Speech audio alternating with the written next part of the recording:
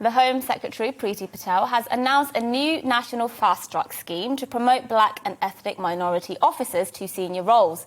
The move is intended to combat the lack of progression into senior ranks faced by these groups. So, what does the data say on this issue? Well, the proportion of police officers who are black has barely changed over the last decade and a half, rising by only 0.3% between 2007 and 2020.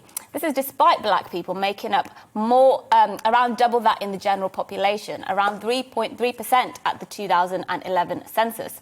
The issue is more stark in London in particular. Despite 13% of London being black, the number of black officers there sits at 3.5%. So yes, there is a clear-cut disparity between the number of black officers and the black population. I don't argue with that.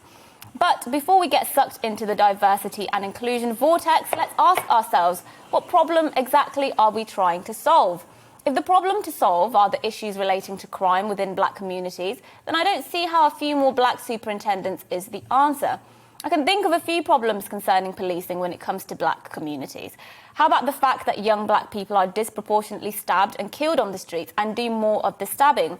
That young black people are more likely to get sucked into gangs and county lines? That the proportion of those in youth custody who are black has more than doubled since 2006. In fact, half of young offenders are now ethnic minority.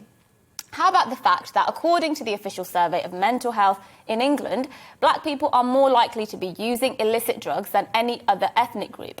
Black women are 25 times as likely as Asian women to have used illicit drugs, according to these figures.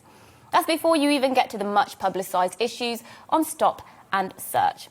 Diversity fast-track schemes are nothing but a sticking plaster that allow institutions to pat themselves on the back, whilst any conversations about the real underlying problems are swept under the carpet. And as an aside, I also happen to think they create animosity, undermine the credibility of those on the schemes, and are seen by many to be an assault on the fundamental principle of meritocracy. I support the Home Secretary's efforts in creating a police force that is more representative of our country. Who wouldn't? But as for how much this new scheme will do to chip away at the mountain of issues relating to race and crime, that I'm not convinced of.